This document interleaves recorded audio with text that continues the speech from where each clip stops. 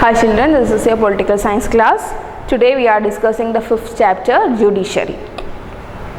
Fifth chapter, Judiciary. Take page number, take your textbook at page number 55. What is the role of judiciary? What is the role of judiciary in each citizen or a country? What is the role of judiciary?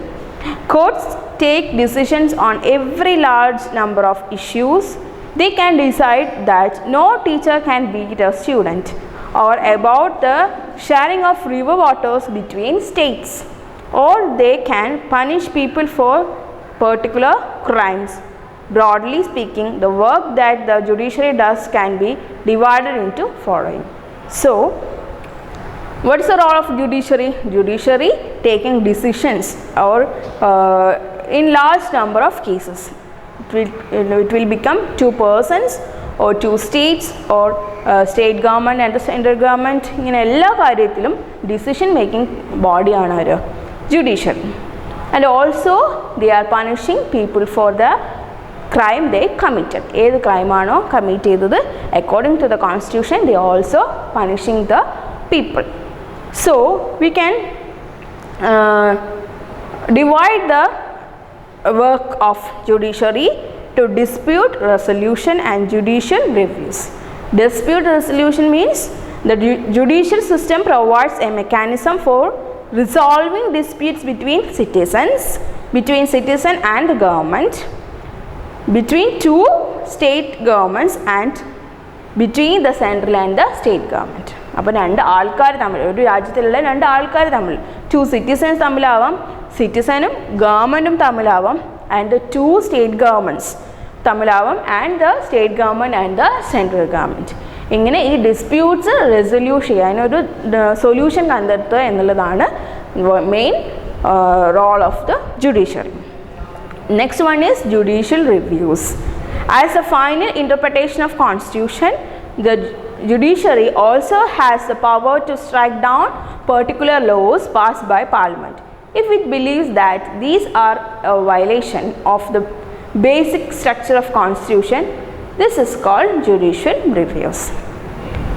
Next one is upholding the law and enforcing fundamental rights. Upholding the law, ഏതൊക്കെ law അവർ pass ചെയ്തിട്ടുണ്ടോ അതെല്ലാം uphold ചെയ്യാം. പിന്നെ enforcing the fundamental rights, നമ്മളുടെ fundamental rights deny ചെയ്യരുതെന്ന് നമുക്ക് തോന്നിയാൽ we can approach the court. Every citizen of India can approach the Supreme Court of the High Court if they believe that their fundamental rights have been violated. We have some fundamental rights. നമ്മൾ early chaptersലൊക്കെ നമ്മൾ പഠിച്ചതാണ്. We have some fundamental rights. If any citizen think that fundamental rights is denied for him, he can approach to the court. For example, in the class 7 book, you are study the 7th book, you read about Hakim Sheikh, an agricultural laborer who fell from a running train and injured himself and whose condition got worse because several hospitals refused to admit him. So you are already studied about Hakim Sheikh, who is a agricultural labor and he is fell from a running train, and on the hospitals refused to admit him. On hearing his case, the Supreme Court ruled that Article 21, which provides every citizen the fundamental rights to life, also include right to health. അപ്പോൾ നമുക്ക് ജീവിക്കാനുള്ള അവകാശമുണ്ട് അല്ലേ? So if the hospitals are not admitting the Hakim Sheikh, so he approached the court and the court added a new fundamental right, that is right to health. It therefore directed the West Bengal government to pay him compensation for the loss suffered as well as to come up with a blueprint for primary health care with particular reference to treatment of patients during emergency. So its court directed the West Bengal government to pay a compensation for whom the Hakim Sheikh, and also they asked the government to set up primary health care to give treatment in the emergency situations. So like this, all if we thought that any fundamental rights is denied for us, we can approach the court. So, what is an independent judiciary? What is an independent judiciary? Imagine a situation in which a powerful politician has encroached on land belonging to your family. Within this judicial system, the politician has the power to appoint dismiss a judge from his office. When you take this case to the court, the judge is clearly partial to the politicians. അല്ലേ, ഒരു politician, ഒരു leading politician നിങ്ങളുടെ ഒരു സ്ഥലം കുറച്ച് കൈ കയറാന്നൊക്കെ പറയില്ലേ, അതേപോലെ ചെയ്തു എന്ന് വിചാരിക്കാം. And the judge is appointed by a politician. അതിന് ജഡ്ജ് അപ്പോയിൻറ്റ് ചെയ്യുന്നത് ആരാണ്? ഒരു പൊളിറ്റീഷ്യനാണ്. ആ പൊളിറ്റീഷ്യൻ ആണ് അപ്പോയിൻറ്റ് ചെയ്തതെങ്കിൽ the judge will make judgment clearly partial to the politician. അല്ലേ, എന്തുകൊണ്ടാണ്? ആ ഒരു അധികാരം ജഡ്ജ് എന്നുള്ളൊരു പ്ലേസ് അവർക്ക് വിട്ടുപോകും. അതുകൊണ്ട് they will partial to the politician. The control that the politician hold over the judge does not allow for the judge to take an independent decision. So അപ്പോൾ അതുകൊണ്ട് ഒരു ഇൻഡിപെൻഡൻറ്റ് ഡിസിഷൻ എടുക്കാൻ പറ്റില്ല if the politician is appointing the judge. This lack of independence would force the judgment to make all judgments in favor of the politician. അപ്പോൾ എന്ത് case വന്നാലും ആ പൊളിറ്റീഷ്യൻസിന് favour ആയിട്ടുള്ള ജഡ്ജ്മെൻ്റ് ആയിരിക്കും ആ ജഡ്ജ് എഴുതുക. Although we often hear of rich and powerful people in India trying to influence the judicial process, the Indian Constitution protects against this kind of situation by providing for the independence of judiciary.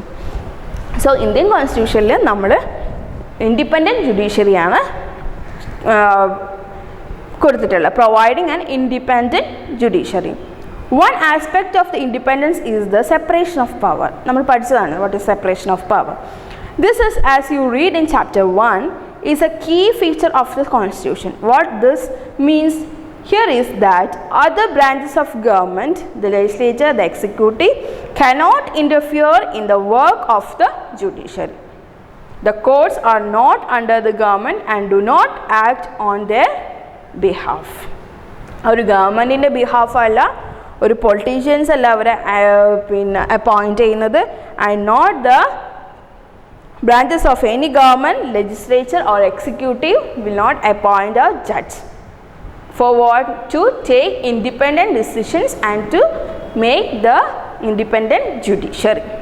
For the above separation to work well, it is also crucial that all the judges in the High Court as well as Supreme Court are appointed with very little interference from these other branches of government. Very little interference ഇന്ത്യയിൽ ജഡ്ജസിനെ appoint ചെയ്യാൻ വേണ്ടിയിട്ട് ഈ ഗവൺമെൻറ്റിനോ എക്സിക്യൂട്ടീവിനോ ലെജിസ്ലേച്ചറിനോ ഉള്ളൂ.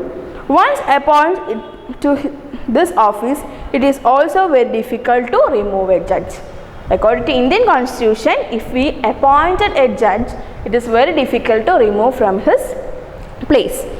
It is the independence of judiciary that allow the court to play a central role in ensuring that there is no misuse of power by legislature and executive.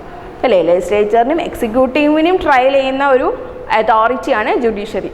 So we want an independent judiciary. So according to Indian Constitution, there is no role of government, legislature or executive to appoint a judge, and if we appoint a judge, it is very difficult to remove him from the post. It also plays a crucial role in protecting the fundamental rights of citizens, because anyone can approach the court if they believe that their right has been violated.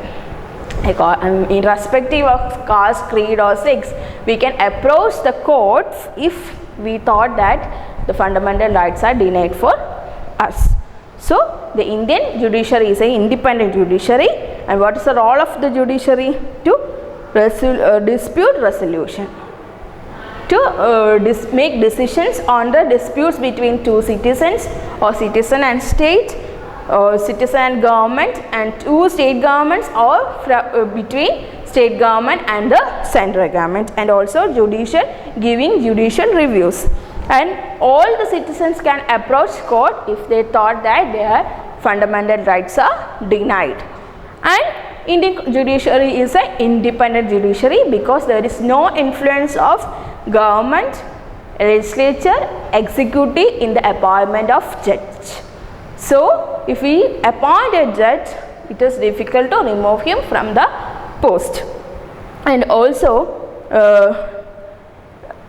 the judiciary also giving assuring that there is no misuse of power by legislature and the executive. So, they are also fear of the judiciary. So, our judiciary is an independent judiciary. Next one is, what is the structure of Indian court? What is the structure of Indian court? We can say that there is three type of courts. That is, there are three different level of court in our country. There are several courts that at the lower level, while there is only one at the apex level. The court that most people interact with are what are called subordinate or district court. അത് നമ്മളുടെ ഓരോ സ്റ്റേറ്റും district ആയിട്ട് divide ചെയ്തിട്ടുണ്ട്. അപ്പോൾ each district have district courts. These are usually at the district or tehsil level or in the town, and they hear many kinds of cases. Each state is divided into districts that are presided over by district judges. Each state has high court, which is highest court of the state. At the top is Supreme Court, that is located in New Delhi and is presided over by Chief Justice of India. The decision made by Supreme Court are binding on all other courts in India. So, there is three type of court: district court, high court and Supreme Court. So, that's all for today's class. We can see in the next class.